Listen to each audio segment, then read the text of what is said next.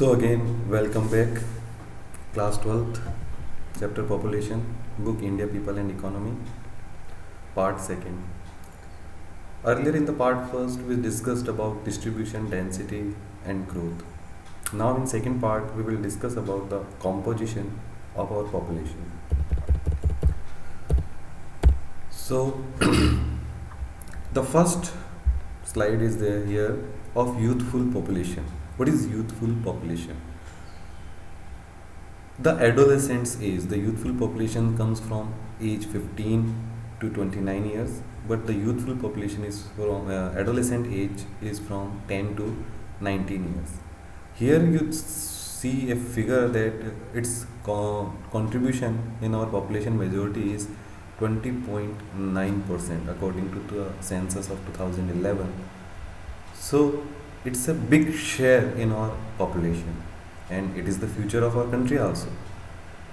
In this adolescent age, the total male adolescents are 52.7% and the female adolescents are 47.3%.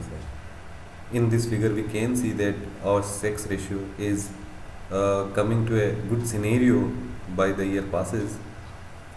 This population is very important for our economic and for our social development because this is the future.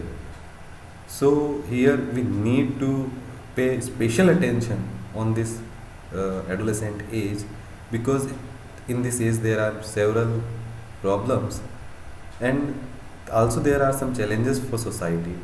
The society challenges you can see there as like lower age at marriage, India's problem, and another thing is illiteracy, especially about female illiteracy, school dropouts, low intake of nutrients, high rate of maternal mortality of adolescents mother, high rate of HIV AIDS infections, physical and mental disability or retiredness, drug abuse and alcoholism, juvenile delinquency and committance of crimes. So how to overcome from these challenges? That's why Indian government has planned the National Youth Policy for overall development of the youth of India. Here you can see the age group for the National Youth Policy is 15 to 29 years. The important fact we need to remember is that this policy was launched in 2003 and the age group is 15 to 29 years. What is the main aim or objective of this policy? All-round improvement of the youth and adolescents, enabling them to shoulder responsibility towards constructive development of the country. It also aims at reinforcing the qualities of patriotism and responsible citizenship. अब इस policy के लिए बहुत सारी schemes अलग अलग लाई गई है. उसमें सबसे फर्स्ट है यूथ एम्पावरमेंट से related. In this effective participation in decision making, we know all about youth parliament, special emphasis on women empowerment. Again in there, youth health, sports and recreational activities, government issues many funds for it and to develop our youth in sports and recreational creativities. New innovation in sphere of science and technology.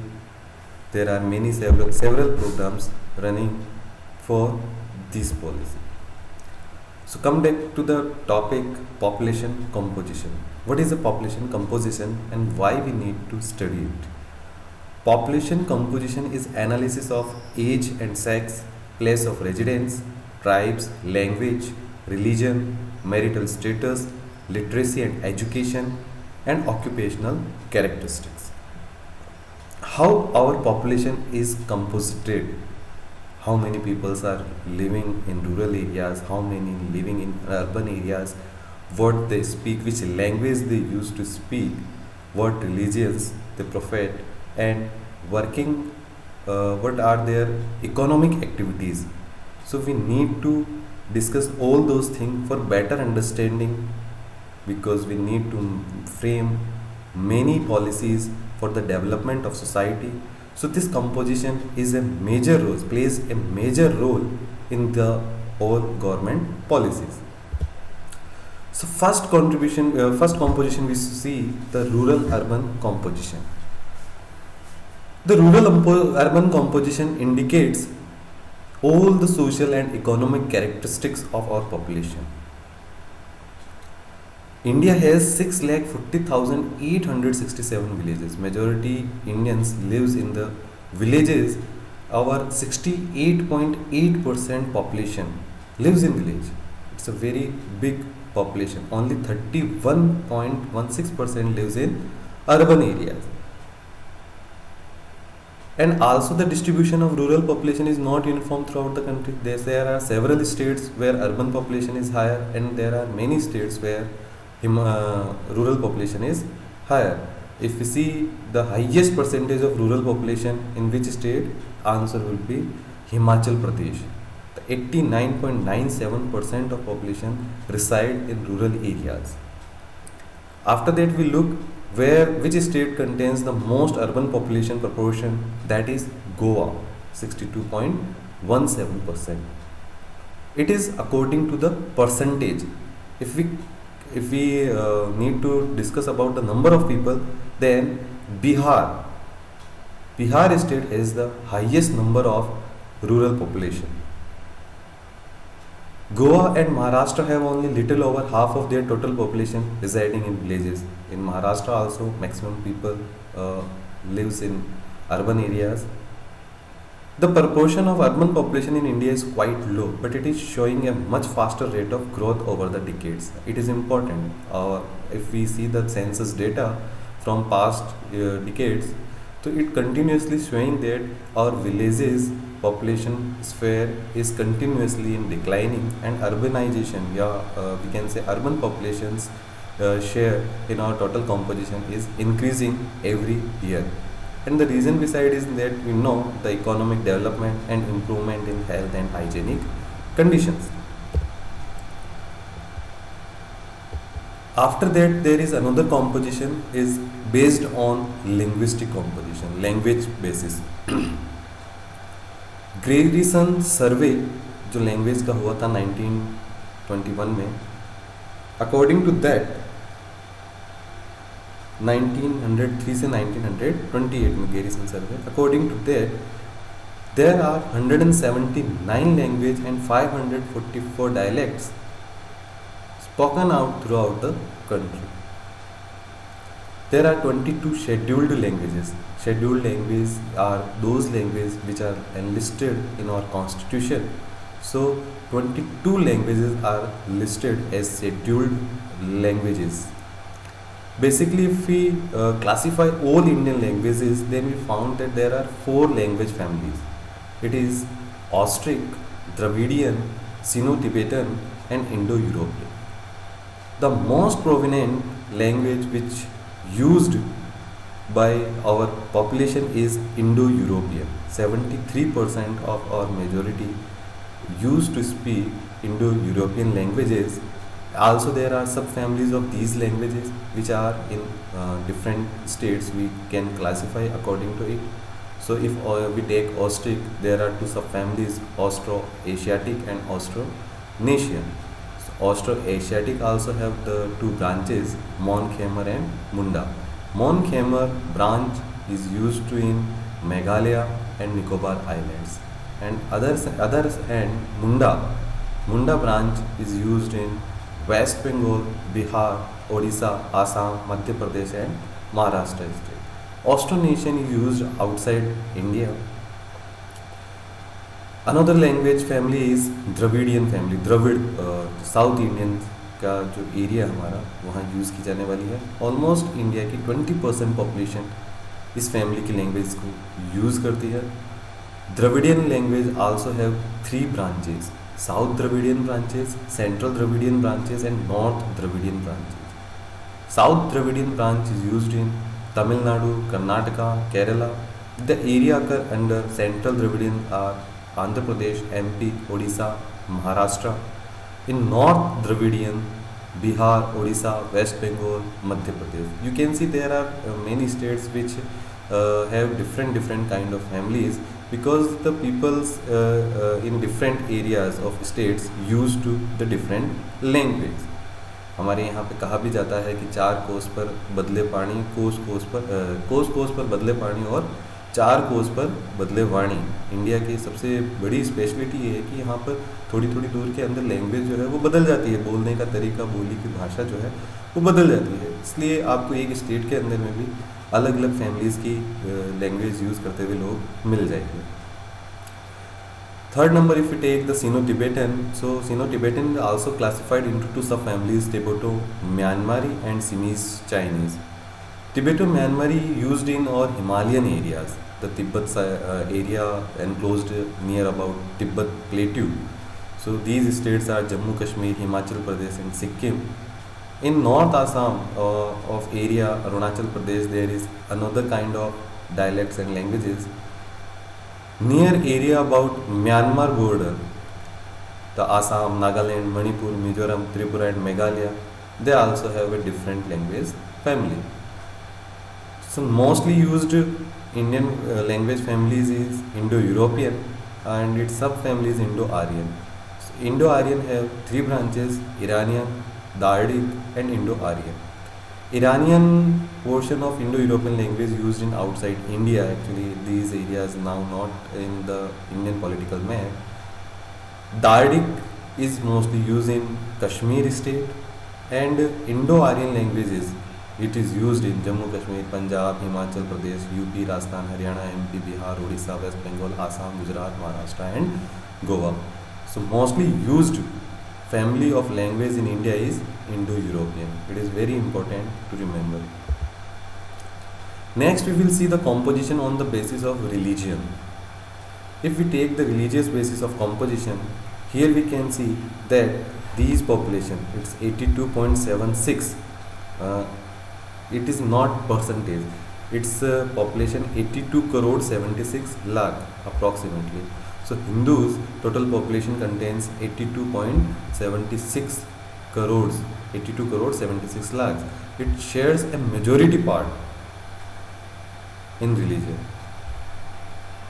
Along with other religions, there are Muslims, Christians, Buddhists, Jains, Sikhs and others. In others, Parsis, Zarathustra, there are several other religions. This classification is based on our census report. In our census, there are 6 religions classified and after that others come. So apart from Hindu, all religions comes under minority. So the minority, if we look at minority population, minority religious composition, the highest minority religious composition of our country is Muslims. The total population is approximately 13 crore 82 lakhs, nearby 14 crore. After that, there are populations of Christians approximately 2 crores. After that comes Sikhs, approximately 1.92, yeah, we can say near about 2 crores. Total Buddhist population is 80 lakhs and Jains are approximately 42 lakhs. Religion is one of the most dominant forces affecting the cultural and political life of the most of the Indians. Our political life is mostly based on religious purpose. But it is not that the whole country or the all states have the same kind of the ratios of religions. There are several states where Hindus are shares are as major group and Muslims and there are another also those states also where Muslims are in majority. So if we take about Hindus, the Hindus are mostly distributed in Indo-Bangladesh border. In you can in all states approximately 70 to 90%. But there are only some states or areas where the Hindus are not in majority. These areas are Indo-Bangladesh border, Indo-Pak border, Jammu Kashmir, hill state of northeast and scattered areas of Deccan Plateau and Ganga plain. Muslim, the largest religious minority are concentrated in Jammu and Kashmir, certain districts of West Bengal, Kerala, UP, in and around Delhi and in Lakshadweep. These areas of Muslim majority. Christians shares a very few areas just like Goa, Kerala, Meghalaya, Mizoram, Nagaland, Manipur and Chota Nagpur Plateau area. Sikhs are mostly concentrated in the state such as Punjab, Haryana and Delhi.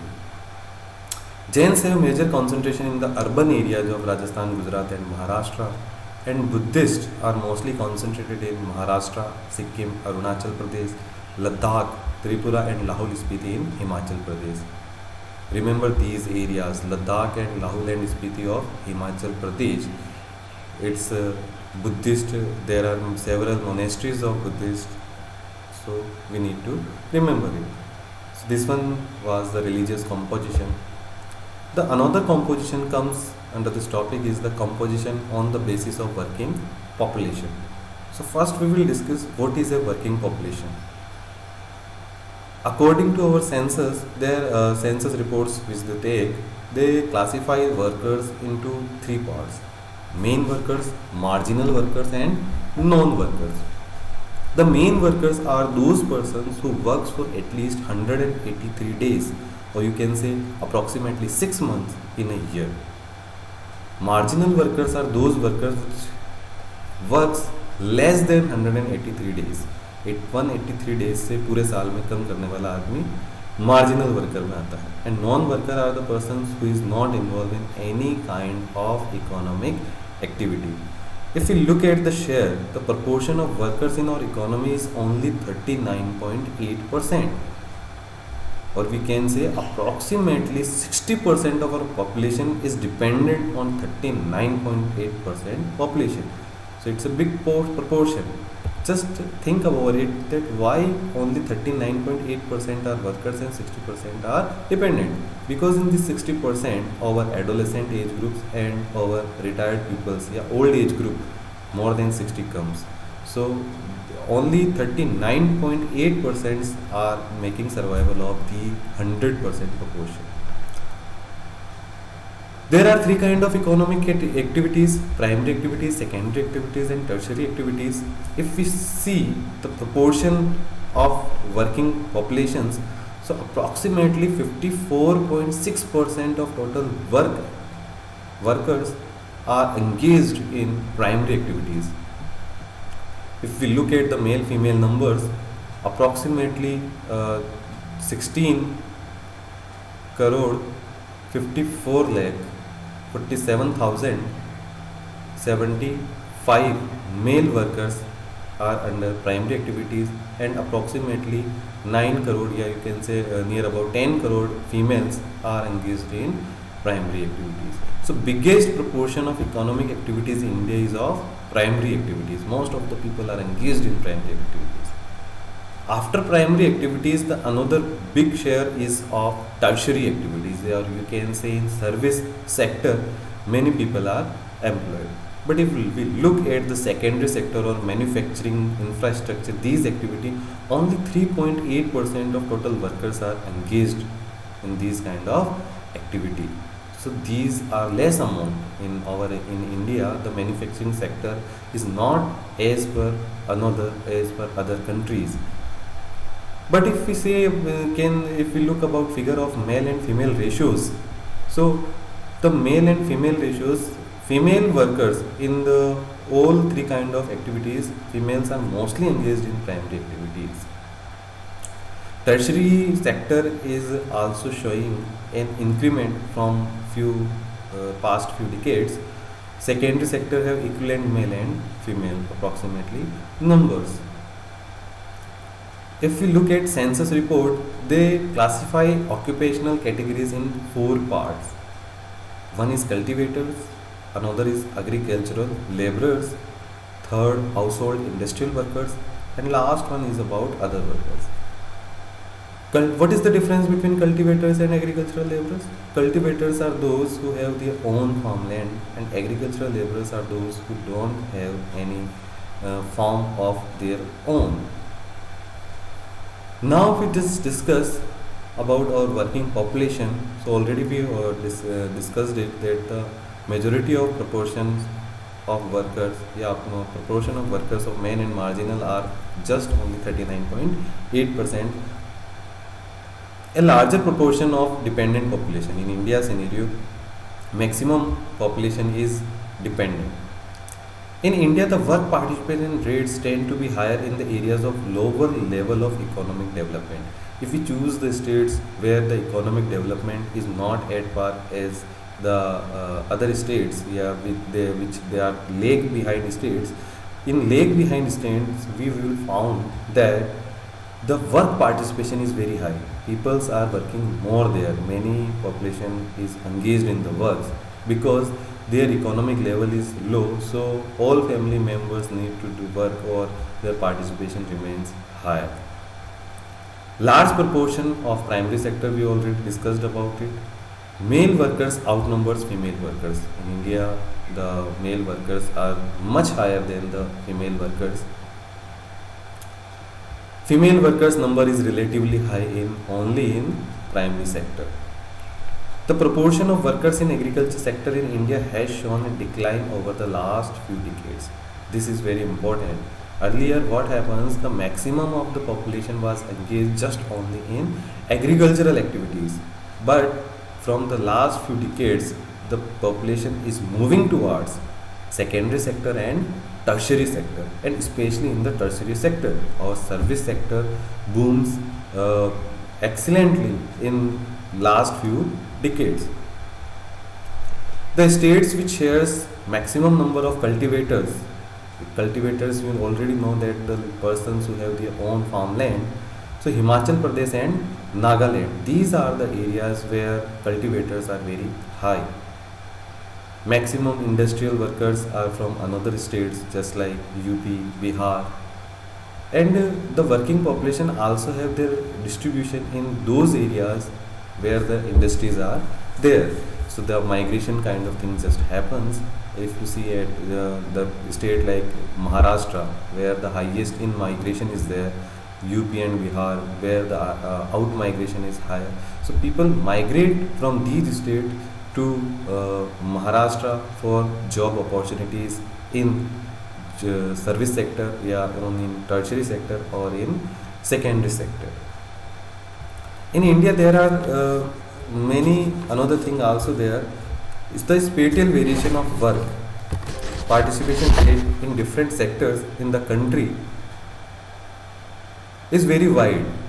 The state like Himachal Pradesh and Nagaland have very high, very large share of cultivators. On the other hand, state like Bihar, Andhra Pradesh, Chhattisgarh, Odisha, Jharkhand, West Bengal and Madhya Pradesh have higher proportion of agricultural laborers.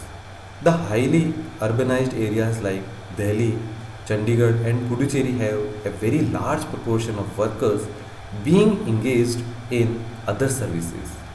This indicates not only availability of limited farming land but also large scale urbanization and industrialization requiring more workers in non farm sectors. So, our this chapter is over. Hope it will make you a basic what you need our study about population, its composition, and all those factors. Stay safe in this corona period. Thank you so much.